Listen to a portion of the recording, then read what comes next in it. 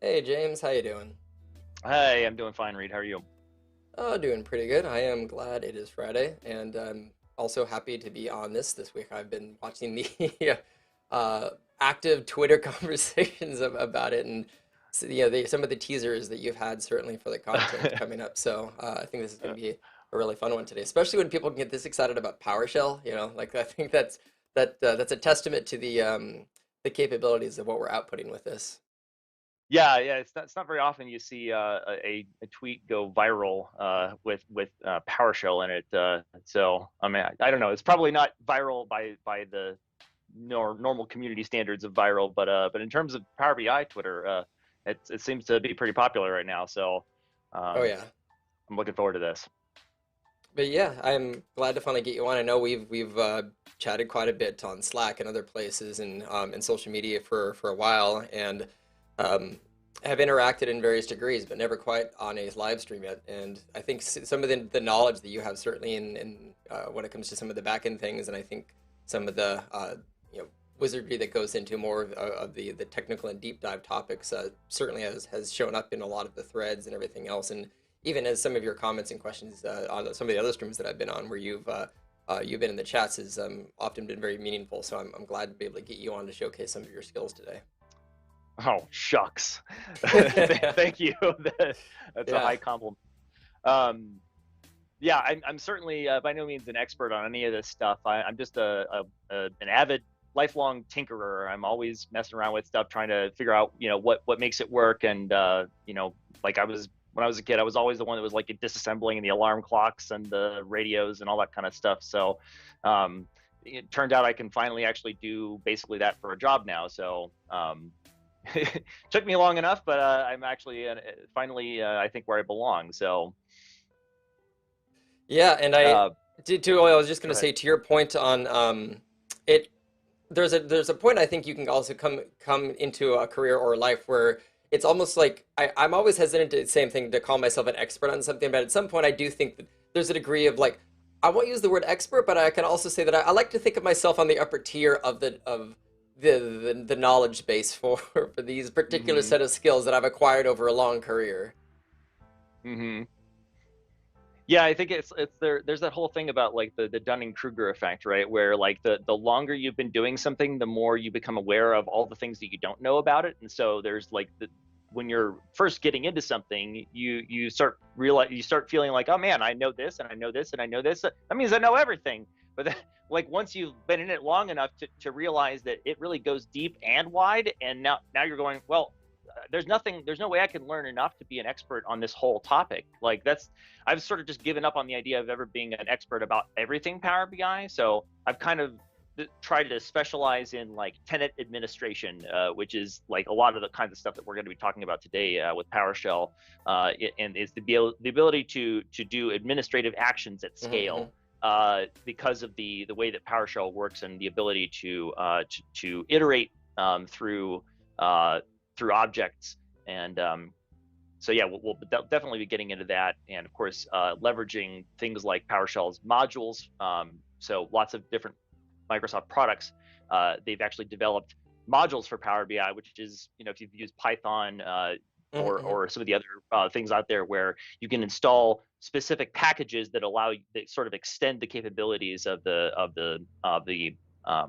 scripting engine. So uh, like with Python, for instance, you might get SciPy or PyPlot or some of these other things. With PowerShell, you can get modules like Microsoft Power BI Management, which there's a bunch of different sub modules within it. But when you install the one at the root, you get everything, and that includes the ability to work with reports and workspaces and dashboards and all kinds of things where as long as you know what you need to do, if you need to do it at scale, you can basically script out what you need to do and then just run it. And you can either run it while you're sitting there watching it, which is what we're going to be doing today, or you Hmm. can even take those scripts and you can put them into like a virtual machine or even in an Azure function and just have them run on a schedule unattended.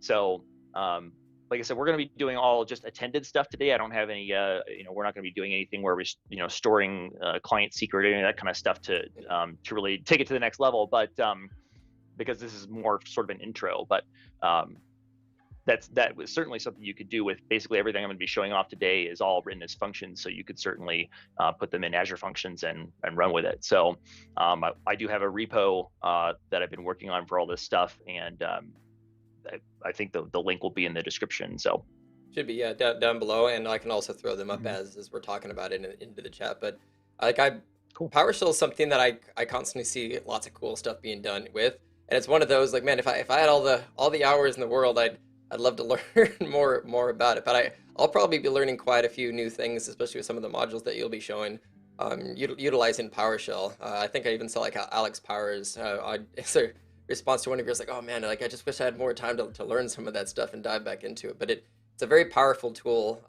and there's so much you can do with scripting with it if you can dive into the code and learn the Mhm. little things to connect with it. It's funny. We won't stay on this for too long, but I do want to point out that a lot of people think of PowerShell as being this like scary thing, like it's going to take a long time to learn. And coming from I've used Linux for a really long time, so I've done Bash scripting for ages. And coming to PowerShell from Bash, I think it's actually way easier because unlike, and in fact, Python and batch, as in like CMD scripting, all of that stuff. Basically, whenever you get the output from one thing and try to pass it into the next thing, you have to do string parsing. Whereas PowerShell, everything that comes out of a PowerShell commandlet is an object, and you can use regular object notation. And so you can, I think it's much easier to take the output from one thing and then pipe it into the next thing and treat the objects that are coming out from the first thing in the second thing just as they were in the first one. So there's no string parsing or that kind of stuff, or there's at least certainly a lot less string parsing than you would have to do in most other scripting languages. So I think PowerShell is actually probably more, it's probably easier from a beginner's perspective than a lot of the other scripting languages. And so I really, if people are hesitant to try it because they're like, well, I don't know, it seems a little lot like C#, and that seems really scary to me. It's like, Yep. it's actually, there are a lot of things that can kind of borrow from C#, but I don't know C# like hardly any at all. But I you know know, enough to utilize scripts in Tabular Editor. yeah, that's about the extent of what I've It's done like with C# too. you learn just Yep. enough to when you need it, right? I mean, it's the same. It Yep. was with me in VBA and Excel. Like, well, I'm by no means a VBA developer, but I've written scripts in Right. VBA when a client has a request to automate something, and that was the only option to do it. Same Right. with like C#. Anytime I've needed to automate something, and granted, like that's also I'd say giving myself too much credit. Most of C# is copy pasted from Slack, where I'll ask our Tabular Editor group, hey, Mhm. how do you do this automation in C#?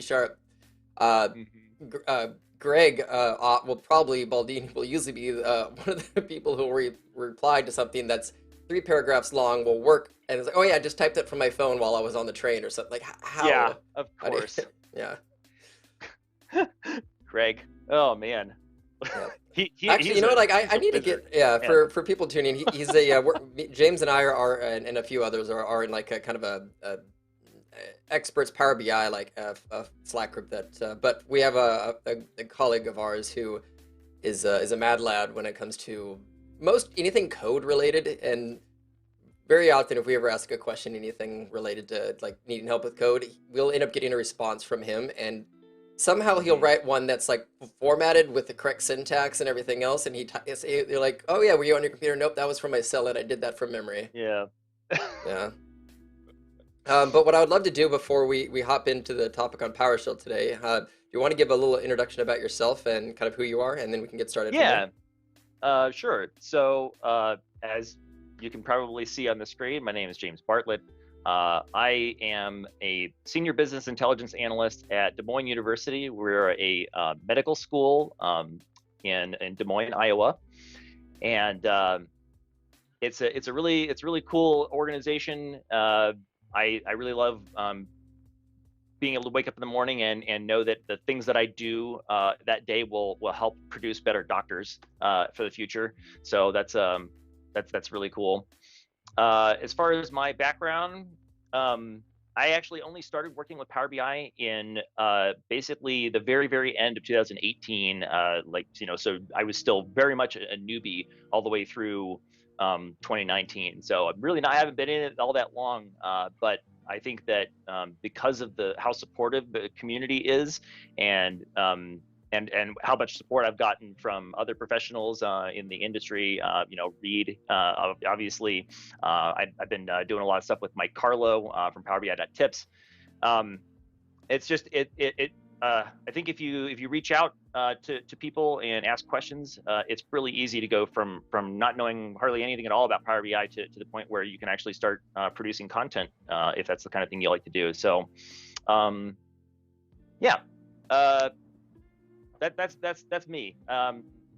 As far as our agenda today, we're basically just going to talk about some of the functions that I've been writing in. Oh, I guess we didn't do my intro slide. I just noticed that. Yeah, that you I had my was. screen Yeah, share no on there. worries. There you Okay, go. yeah, there's my intro slide. And then, so here's what we're going to be doing today. We've just done the intro. I have some PowerShell functions that I've written, and what we're going to first do is we're going to go and import those functions into a PowerShell session so that we can run them as commandlets. Somewhat different to scripts you may have run before, where you just execute the script and then it runs directly, where any variables that are declared inside just run, so you may have to edit the script ahead of time. What I've done is I've actually taken them and written them as functions so that I can import the function, and later on I can just run it and then specify parameters to fill in those variable values at runtime. So the first thing we're going to do is something really simple, and that is just to get the status of any on-prem data gateways that are installed in my Power BI tenant. Now, I'm running a virtual machine here. It's connected to my test tenant of Power BI, so it's really just me and like one other account. And I set up a data gateway for this purpose. So there's really not much to it, but I'm going to sort of show you the code first. Oh, first, I guess I should show this here is a file that basically just goes and says I'm going to import all of these functions first. So I'm going to go ahead and run the import on this so we can see what that does here. So I'm going to do this, and so I suppose I would need to be in the right folder for that, wouldn't I? So what I'm doing here is I'm dot sourcing this, which means in PowerShell, when you want the functions that are in a script to stick around in your session after you've already run them, you have to put this dot first and then you run it, and that's called dot sourcing.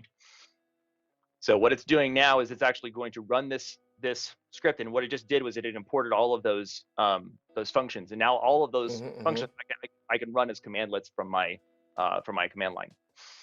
So this get data gateway node status, this is a really simple function that I wrote because I was sick and tired of having the data gateways on our on-premise data gateways becoming out of date and me not knowing about it. So I wanted to just be able to run a script like, every week or something like that, and just be able to look and see, okay, do I need to go update my gateways or not? So we'll see here. I'll just go get data gateway, there it is, node status. Now, well, because I have to authenticate first, it's going to ask me to sign in, so I'm just going to do that real quick.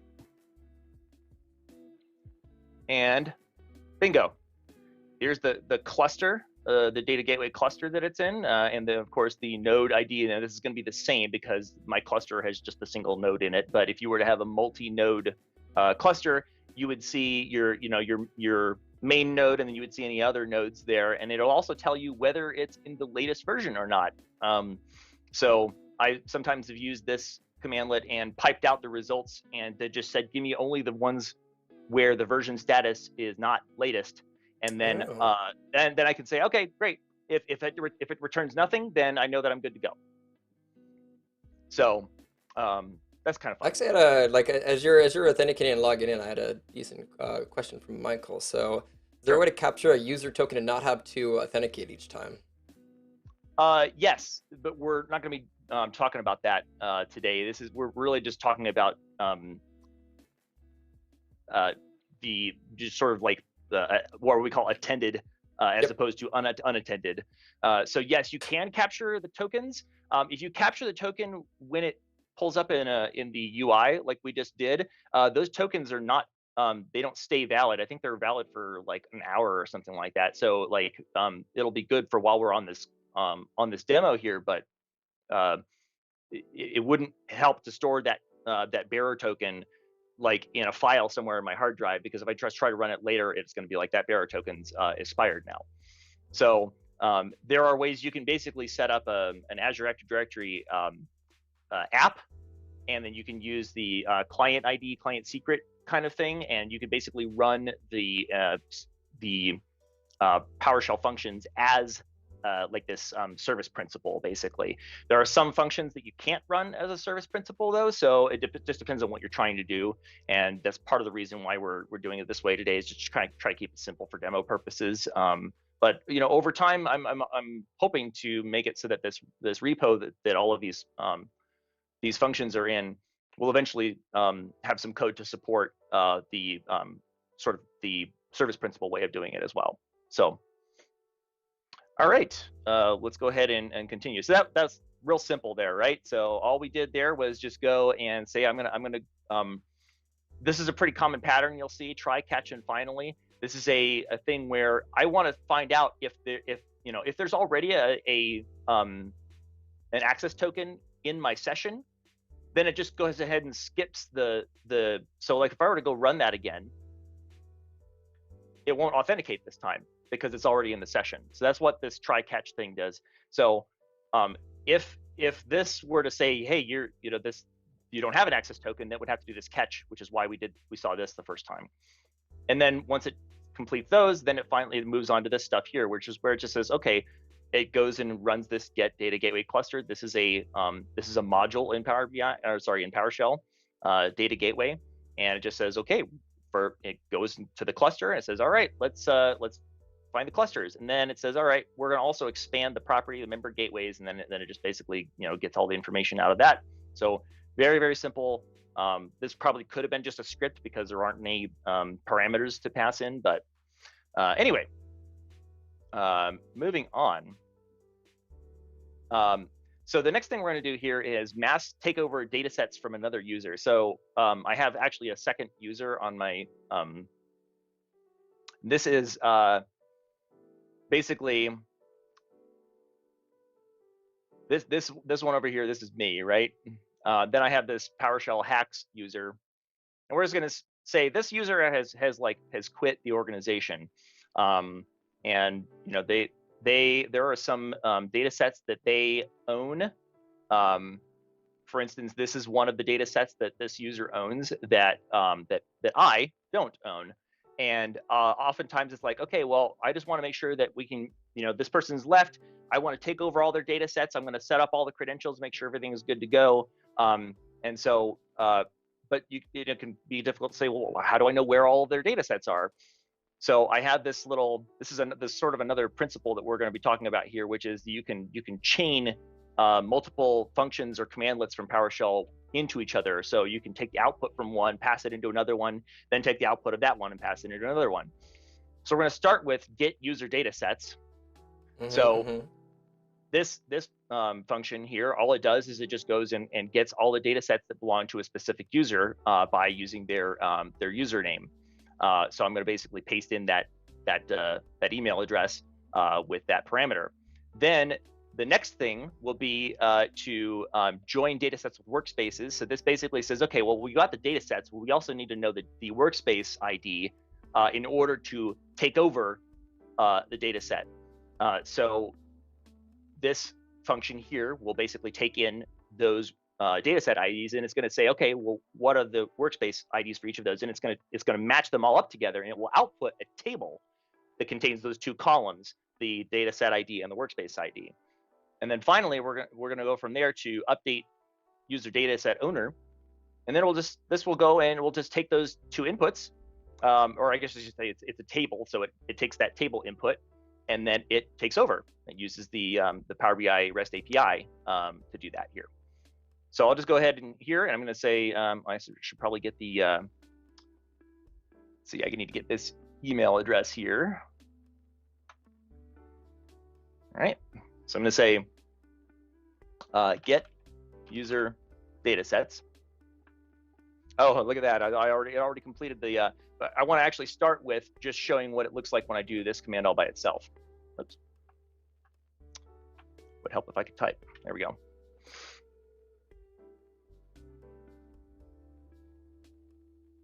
Hello? Is it going? There we go. You gotta love it when the keyboard's like, why is the keyboard not working? I think I may have crashed my terminal here. No worries. All right, let me try that again. Where was I? You didn't make enough sacrifices to the demo yeah, gods the this demo morning. gods. Yeah, I was just gonna say demo gods.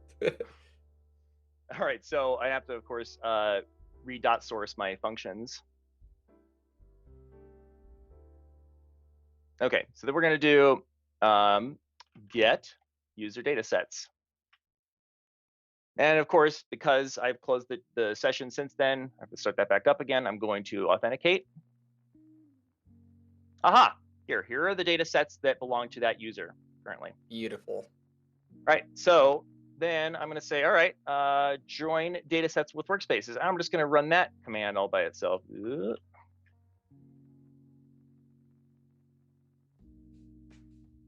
Okay, so there we go. Oh, yeah, he was mentioning. So do you have a Power BI account just for PowerShell? Yeah, I basically I set up a test tenant specifically for this this demo.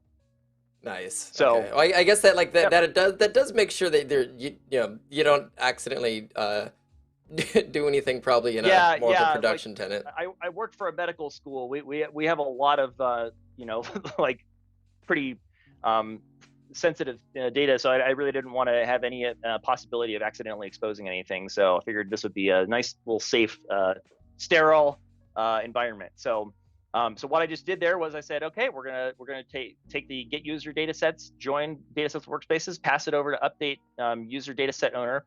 So this AdventureWorks dataset blue, that's in the blue workspace. I'm going to go to that workspace and just check to make sure that it took over the dataset properly. So if I go here, blue, and I'm going to look at the settings in this dataset. I thought that it did it, but let me just double check that. It might be that it's only doing one at a time, and I may have messed something up with the looping.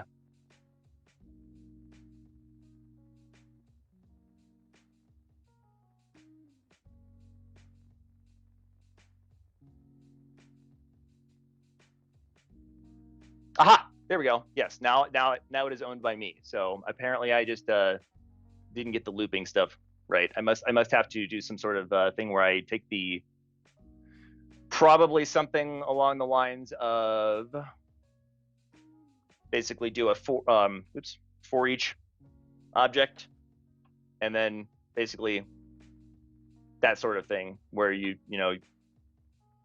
wrap the remaining. So it's basically that. I won't get too much further into that, but yeah, there's a way that you can basically take the output from one thing, and if it's more than one object, you can basically say, okay, for every time that there's an extra object from this output, then do these other actions further downstream in repetition, which actually gets us to the next point I was going to make, which is there's let me show this real quick here. This actually isn't necessary anymore, which kind of bums me out because I was really planning on like wowing everybody with this. but recently Microsoft made it so that you don't have to go through all this rigmarole just to download a report that you originally created in the Power BI service. Used to be that if you had a data set that was in the service and you use the service to create a new report just right there in the web interface, you couldn't actually download the report and work on it in Power BI Desktop. There were a lot of things that the web interface can't do that you can do in desktop. And so for a long time, people were going like, how do I get this? How do I get this file? And the only way to do it used to be that you had to upload a blank like sacrificial PBIX file to the workspace, then basically there's a Power BI API that allows you to copy the contents of the Power BI report from one to the other. And then because the blank PBIX file that you uploaded was originally made in Power BI Desktop, now you can actually download the report. Again, all that's unnecessary, but I thought it might be interesting just to kind of point out how this would work anyway. So the idea would be to say, all right, well, I need to go rescue this report from this workspace, and so that's also why I would tell people, like, don't, for the love of God, don't ever go develop a report in the service, because then there's no version control, you have no history or anything else. But like, yeah, like the option to do that now, and I will say that other like feature that's shown that was demoed at Ignite and is available is where you can download a copy of the report with a live connection back to the data set. Right. Like, that's really nice. Like, it's, hey, if you want to like go muck around in this, but like you don't really want the imported data set, here's a copy of the report. Like, go break it as much as you want, but at least you're not getting an isolated data silo anymore for a downloaded copy of the data now. So I love that for those ad hocers who really want to play with it. So good on them for making download scenarios more feasible in a few avenues. Do you know if Microsoft has made it possible for, I haven't looked yet, do you know if it's possible for the tenant admin to say, I'm not going to let them download the full report, I'm going to only let them download the live connection, so that they can't just go create new data silos out of nowhere? I don't believe that's a toggle yet, and Microsoft has, generally speaking, most releases we're going to release a feature, then we're going to release admin control and management for the feature in like 3 to 6 months. That's how most of those. That's how the role for a lot of this stuff goes. But I think that would actually be a great suggestion: is tenant disable, download PBIX entire. Well, PBIX with a model still, and only So. Right. And I haven't confirmed in the portal, so like I might be there, but I'm pretty sure it's not. I have not seen anybody talk or mention that, so I would guess not available yet. Yeah, I haven't. Go ahead. I was just gonna say that I think it's a great idea to have limits on that kind of things for specific, like limit to certain groups. Like I, for instance, want to be able to download anything from the Power BI service, but for most of the users in the organization, they don't have any business downloading the report or the data set. And so yes, I love the idea of and I'm very, very much a self-service BI evangelist, and I think it's great that lots of people in the business units are getting excited about developing their own reports. It allows quicker turnaround time for them getting reports that they can use, and of course it frees up the time of the enterprise BI people to focus on making better models, and so I think it's great. But I think that oftentimes the default settings on the Power BI tenant are a little too permissive to where it sort of fosters the sort of wild west where there's just data going everywhere and there's really no governance of it. So, but I'll get off that soapbox.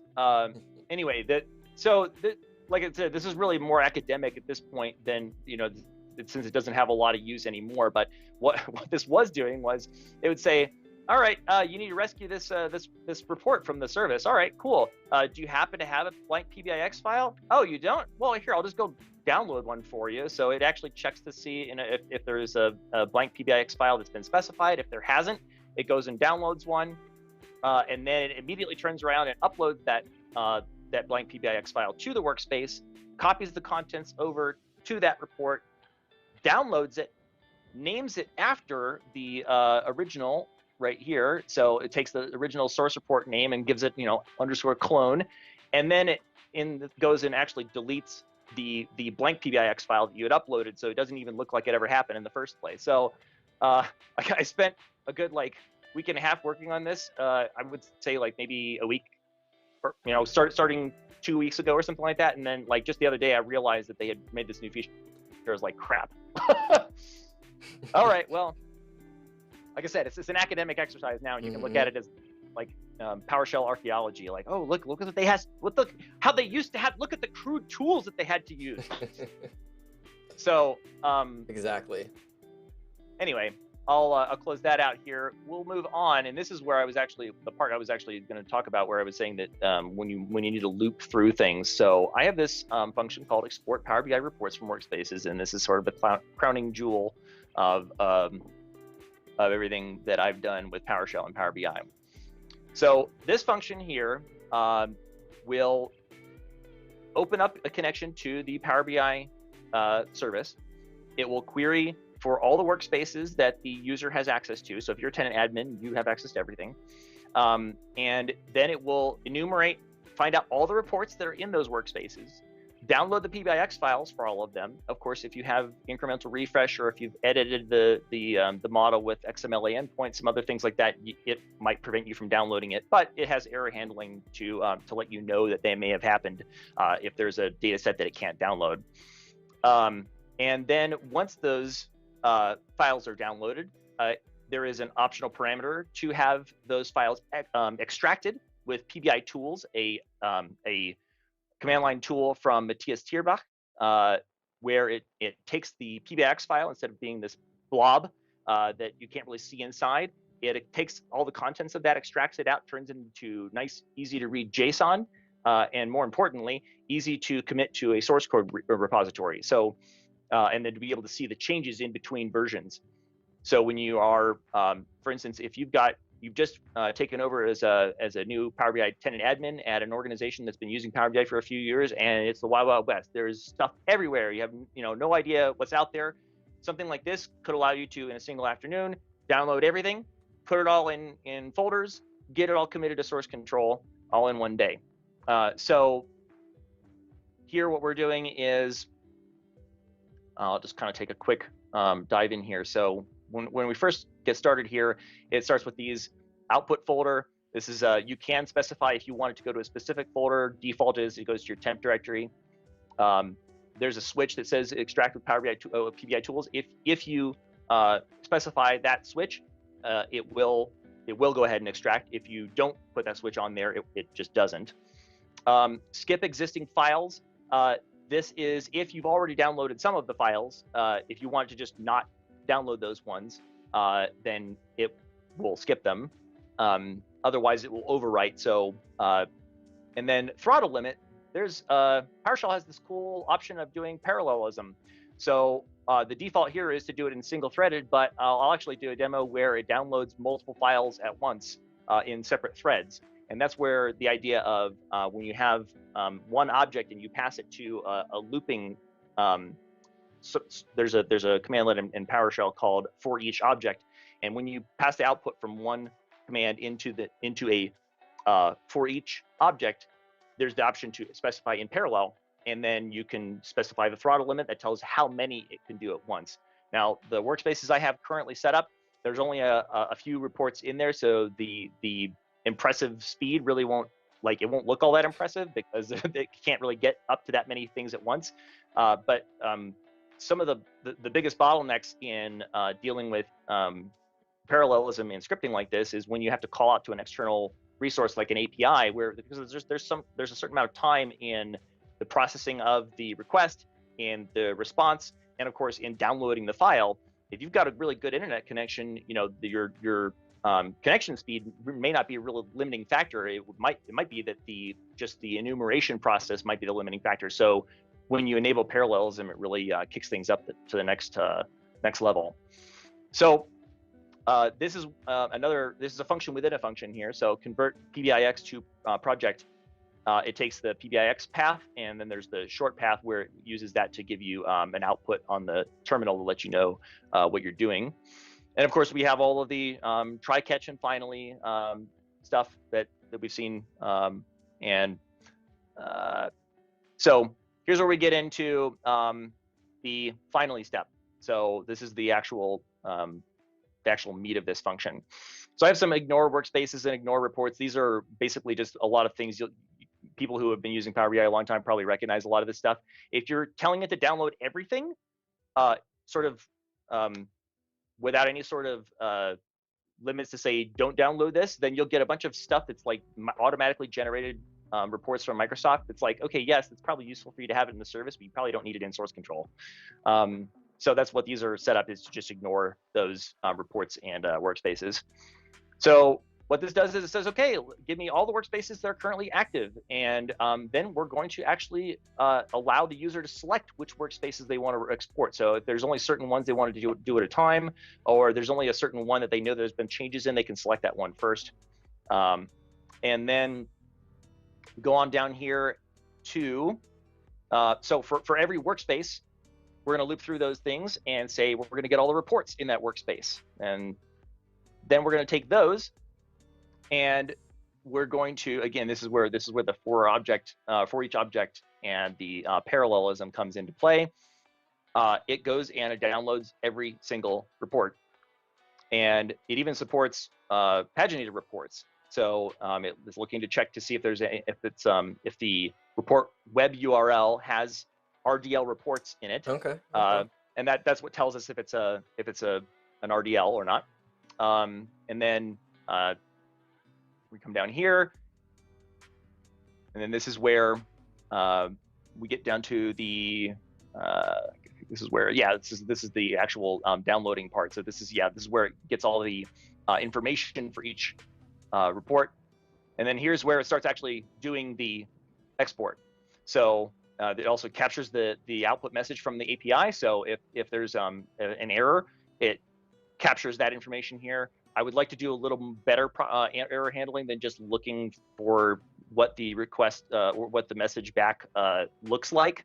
I'm sure there's probably more elegant ways of doing it than that, but this handles most of the scenarios that I've run into.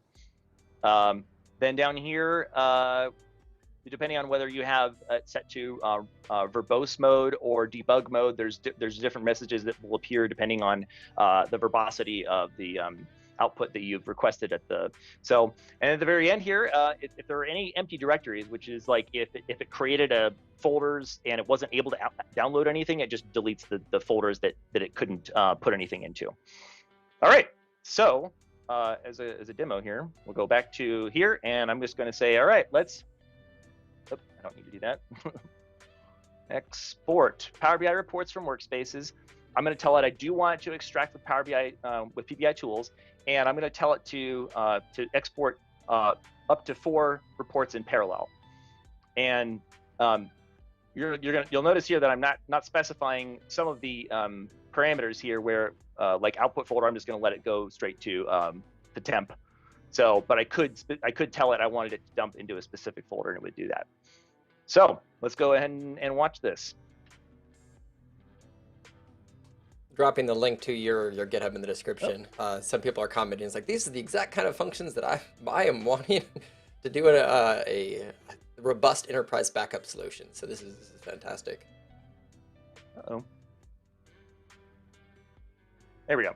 So this is a cool, this is the ability to select which workspaces you want out to get the stuff from. So I'll just say I'm going to get the red, violet, and yellow workspaces, and of course you can use the keyboard to move up and down through these if you need, and you can press the space bar to select or deselect, and then you can press enter to accept. You can also use your mouse to select and deselect, and then you can use the mouse to click enter here. So it's pretty flexible.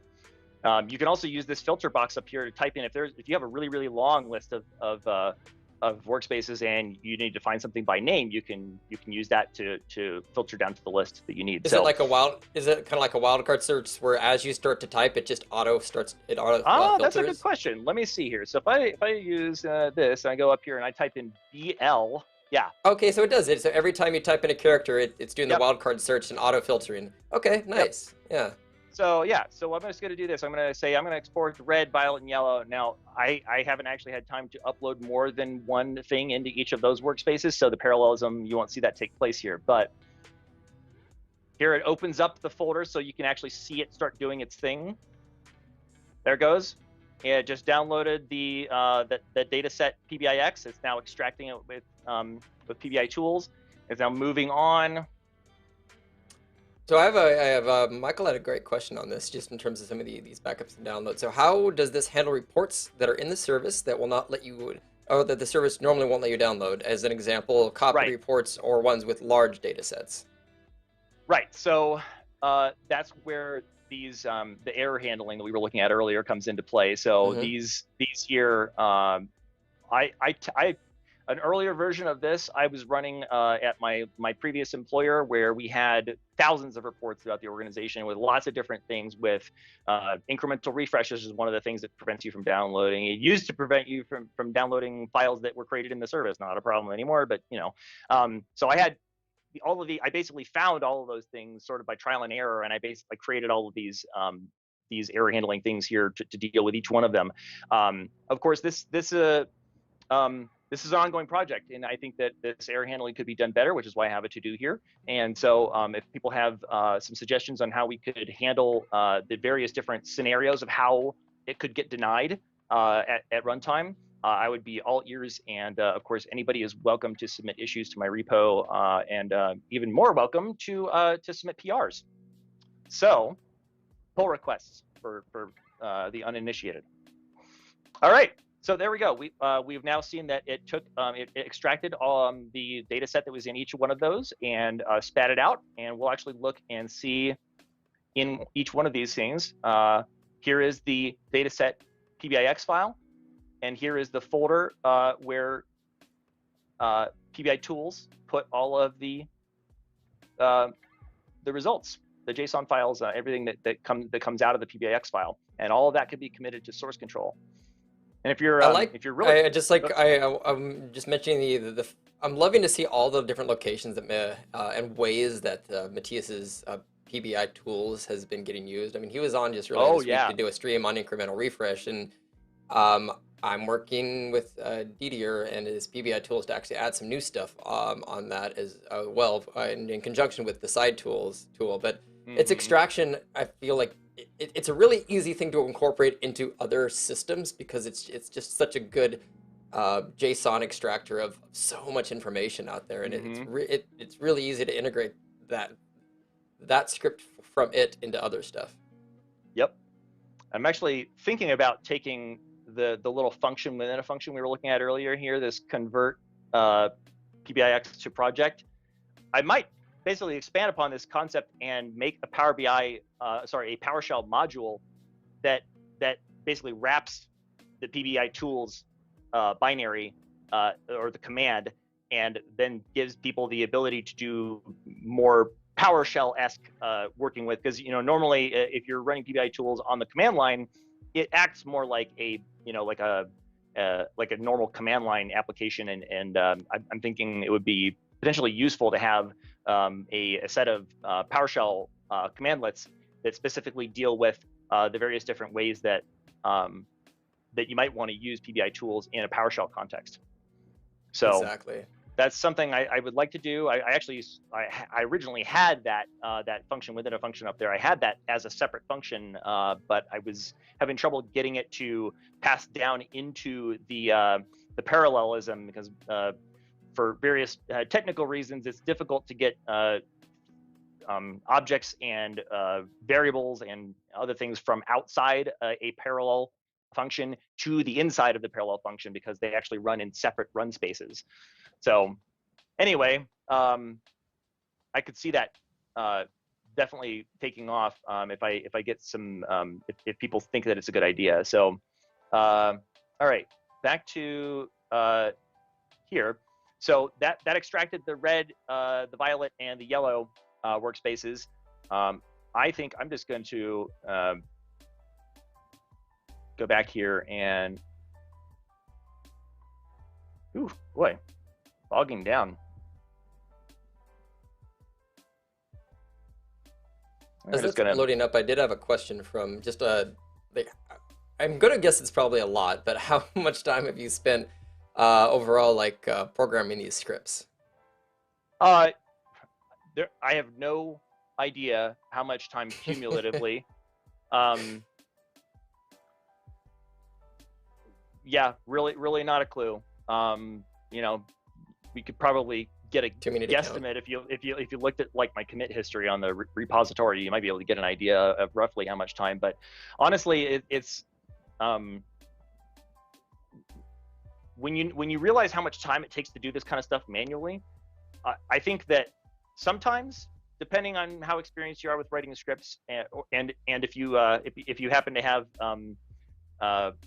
GitHub Copilot helping you out, which definitely takes a lot of the time out of the equation for me. It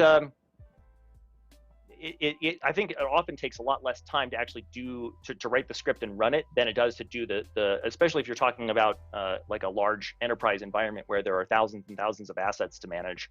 So yeah, it doesn't look that impressive when you're dealing with just this tiny little tenant where it's just my account and this one other throwaway account, but and just a handful of workspaces. But yeah, when you're talking about thousands, tens of thousands of workspaces, that gets to the point where it might take you a while to write a script, but it will definitely save you a lot of time, especially as you do these administrative tasks over and over again.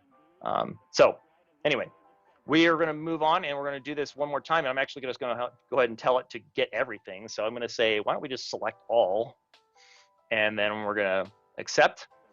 And this is where you'll actually see the parallelism kicking in, because in the black and the blue workspaces, I actually have more than one. See how they're now moving more quickly. Bam, bam, bam, bam.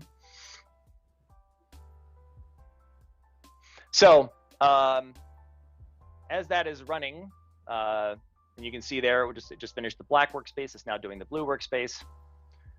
Currently, the parallelism is limited to one workspace at a time. So in the cases where there's just one or two reports in a workspace, it really doesn't get all that impressive looking. But I have a plan for how to expand the parallelism so that basically it runs in parallel for all reports across the whole tenant.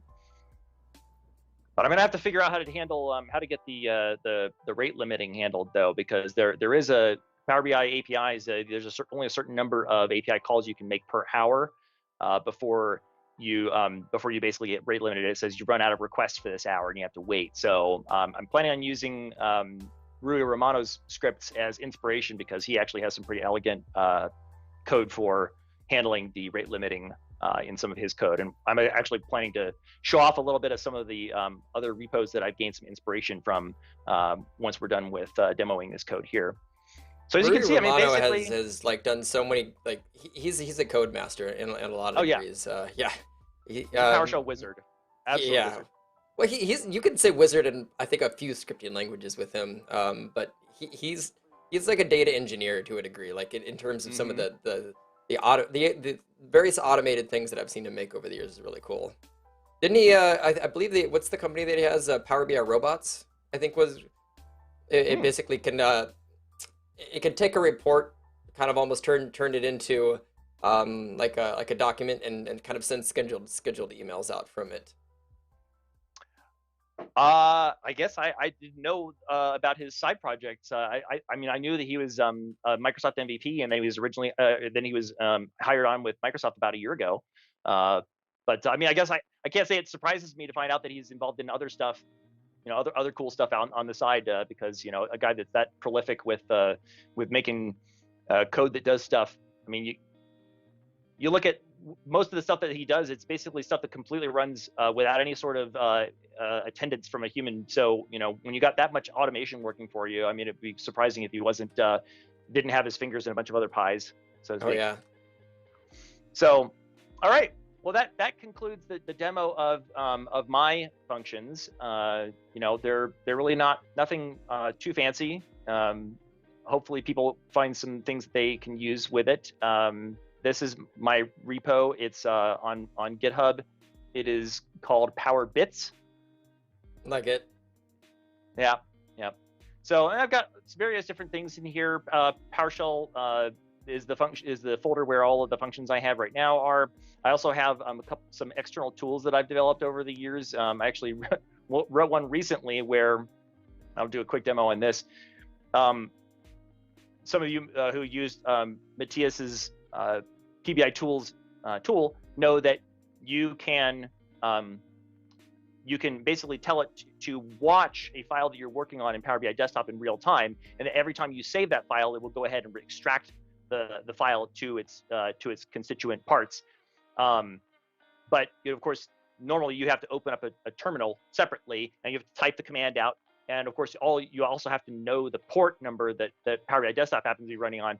Well, one of the cool things about Power BI Desktop as external tools is that when you click on the button, it actually passes the port number through to whatever it is that you're clicking on, which is how DAX Studio knows what model to connect to, and how Tabular Editor knows what model to connect to when you click on their buttons.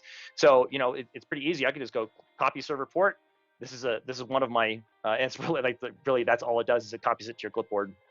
There it is. That's so I use the very same principle, and this will actually launch a PowerShell window,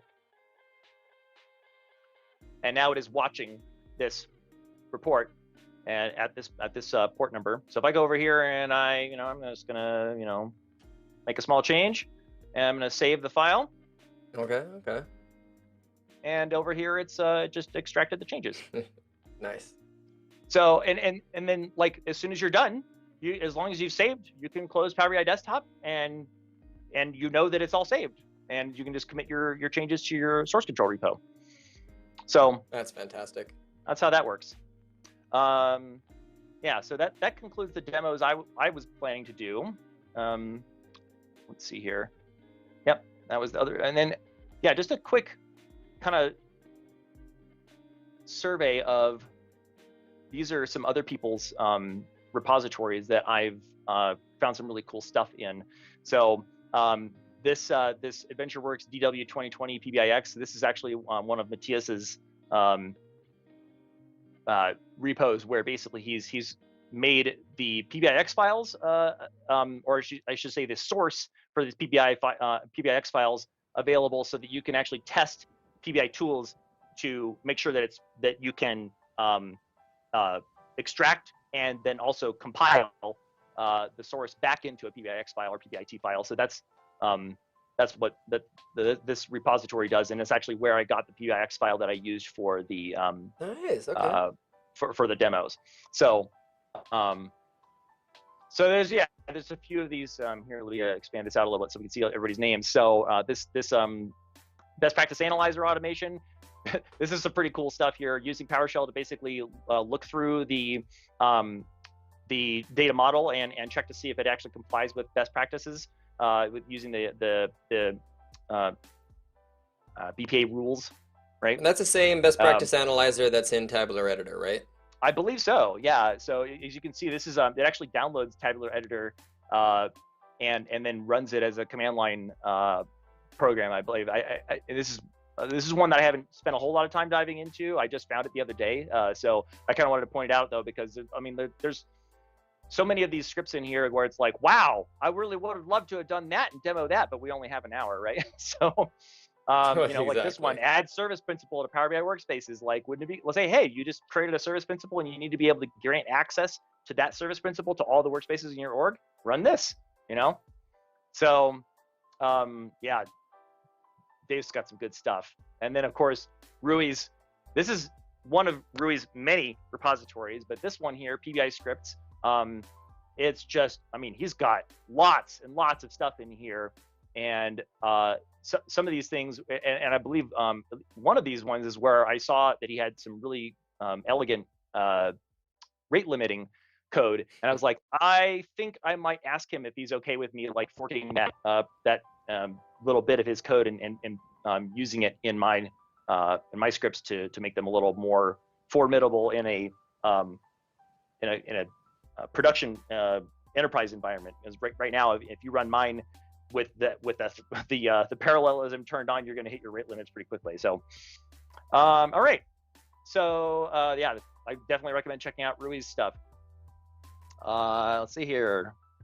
Here we go. Yeah, and like there's a bunch of other ones like rebind report to data set, move data flows, swap connections from Azure analysis services to the Power BI, like get the refresh history per workspace.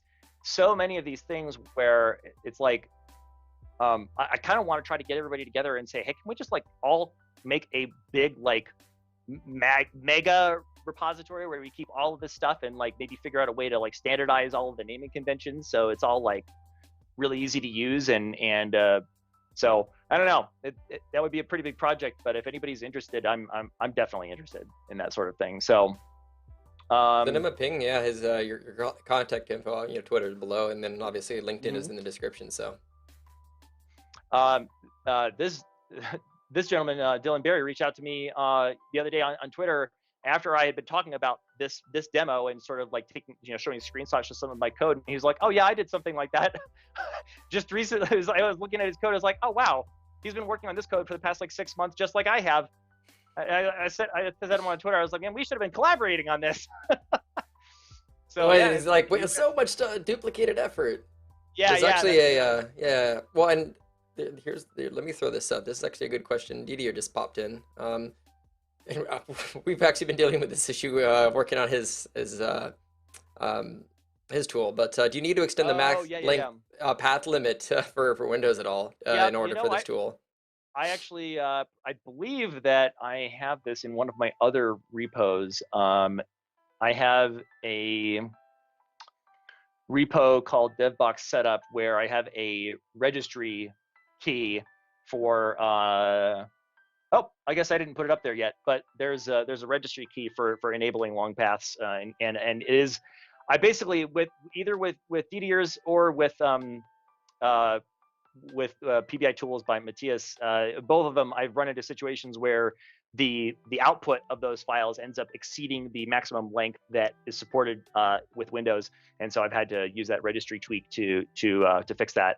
So I think for most of us that are doing this kind of stuff at the enterprise level, where we're trying to keep track of source for for the whole organization, or at least for the enterprise BI team, uh, getting a registry tweak applied, probably not that big of a deal. But it is something to be aware of. One of the things that I've been doing is, it used to be that I think even the default is that when you're dealing with Git, normally the default place that anybody puts their code is like somewhere in their user directory. So one of the first things I do is always just make a folder on my C drive called Git, and then everything goes straight into that, so that it's not, Yep. so that it's as short as it can be. I've also had a little bit of luck where if there's a repo that's already in a certain place and I don't want to try to move it, I've noticed that I can sometimes get away with using a symbolic link, where I create a symlink at the root C drive level to that, and then if I go in there with PowerShell, Yep. PowerShell still sees that folder as if it was at the root directory. So I don't. It depends on what how the other tools see it. So like if PBI tools says, oh, if it sort of sees through the sim link and says, oh, I'm actually at this this deep link, that might still have a problem. But anyway, let's see.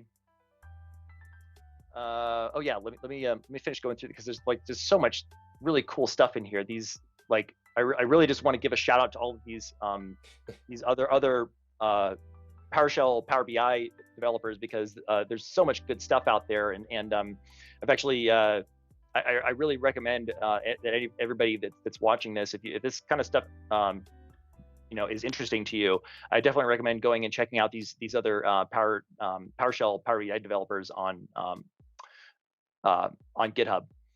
This one, Steve Campbell, another rock Yeah. star in the Power BI universe. Some of his are actually set up to where you can where it's it can be embedded in the Power BI desktop as an external tool, so that if you need to split a report into you originally have it as a thick report, and you need to make a thin report and a data set out of it. He's got a script to do that.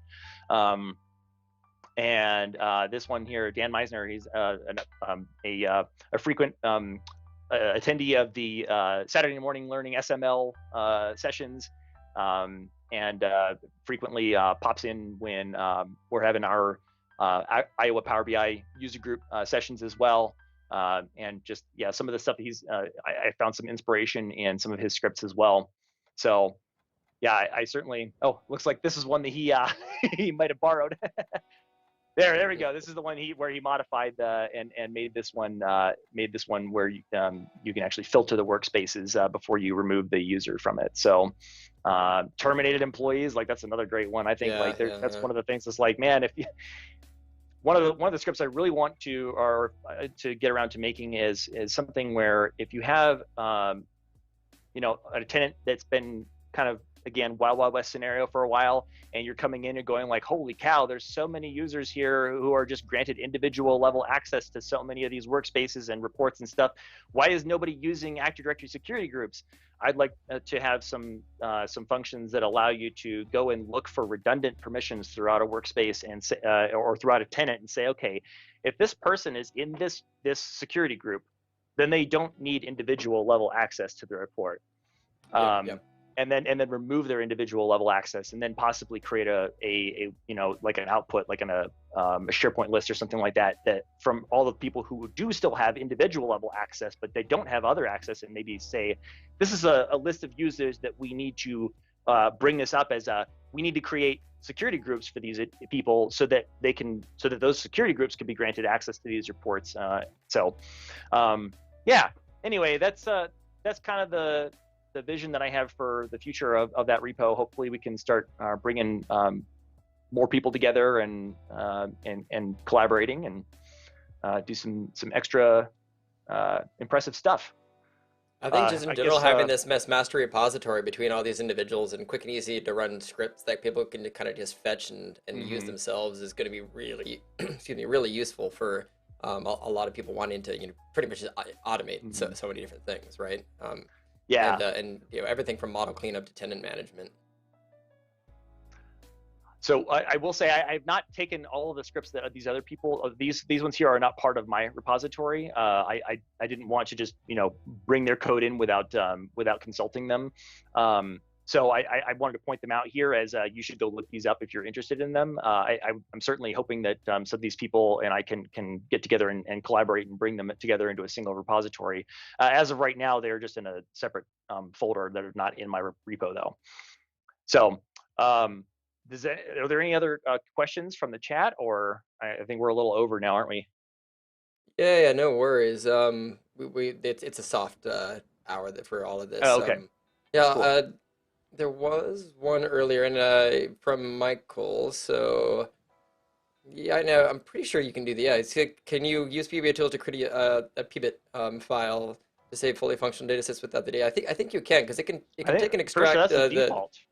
Yeah, exactly. I mean, like that's just the standard like functionality, pretty much, right? Right.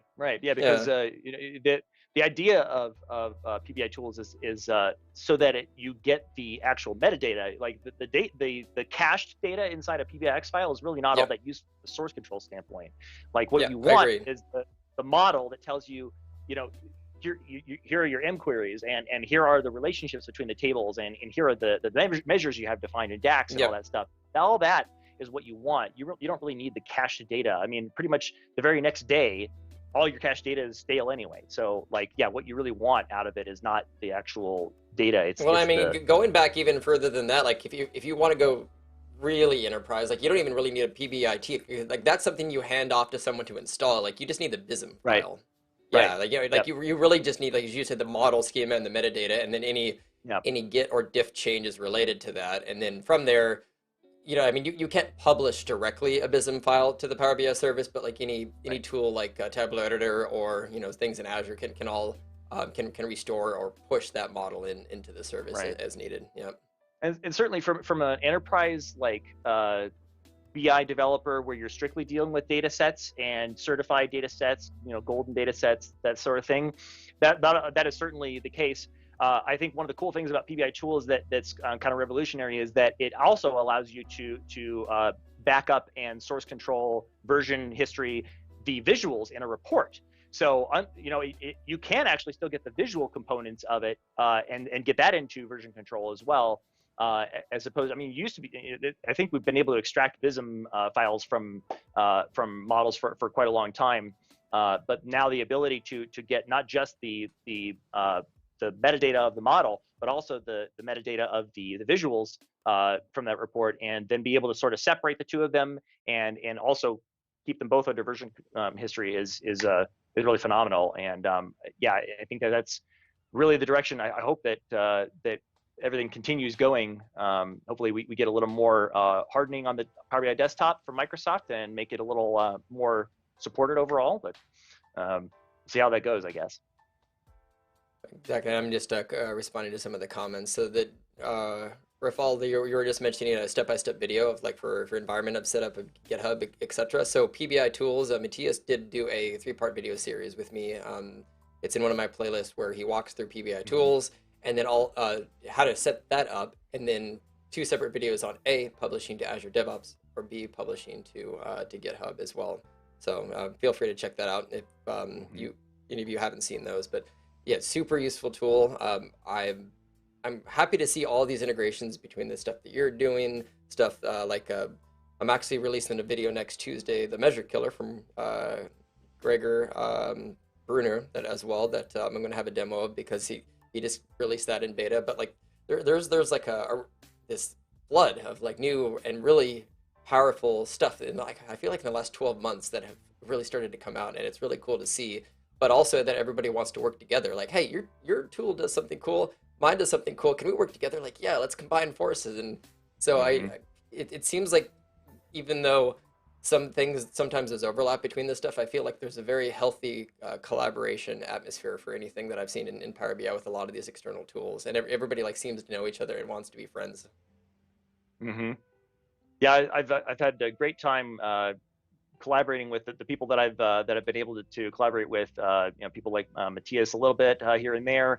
I've worked with Steve Campbell, of course, Mike Carlo, uh, I've even worked with Rui a little bit. He helped me set up some of his automation on my current employer's Power BI tenant. It's been amazing to be able to see to get visual visibility into all of the activity and history and the permissions and that kind of stuff using his PBI monitor uh, tool. So this community is really very welcoming. Particularly someone coming in. I hadn't worked in tech for a very long time. When I started as working with Power BI in at the end of 2018, I hadn't been in tech since 2007.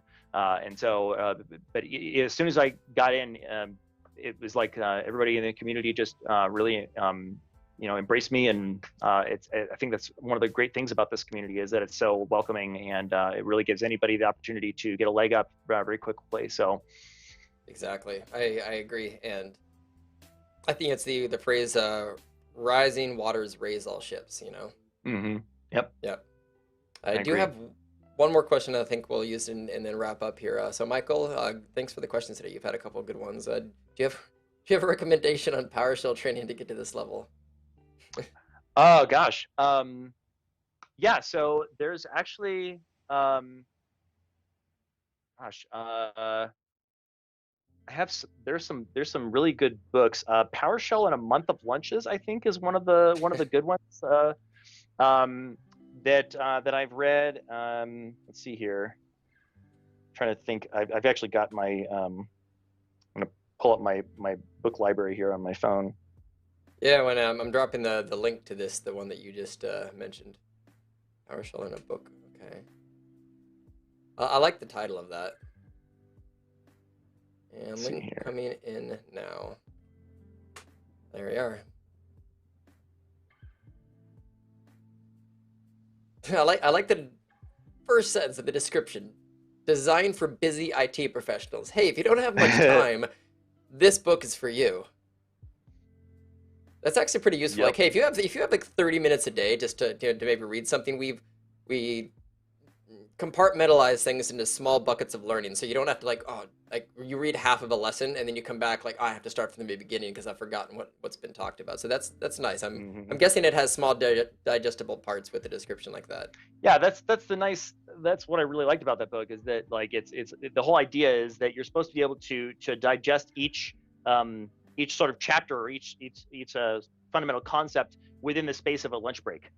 So I didn't mean to Oh, make that that's sound okay. Yeah, digestible, okay, but okay. now So that I did, during I'm your going to go lunch, ahead and while say you're that. eating your sandwich, you can headphones in, watching this Yeah, and you learning. Okay, yeah. digest while you digest. Okay, okay, yeah, yeah. Fair. Okay, excellent. No, this has been good. I think we had a good amount of people tuning in. Like we still have it about 25 at the moment, and I think Oh, great! peak if I was monitoring was about 45.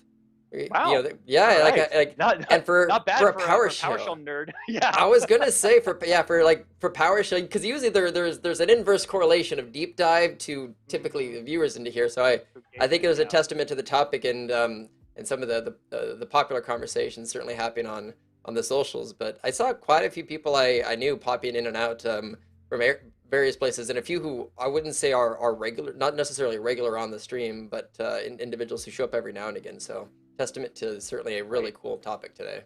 Well, I want to thank everyone for who came and listened in for coming. I thank you for your questions, and I encourage anybody who has any other questions to reach out to me on social media.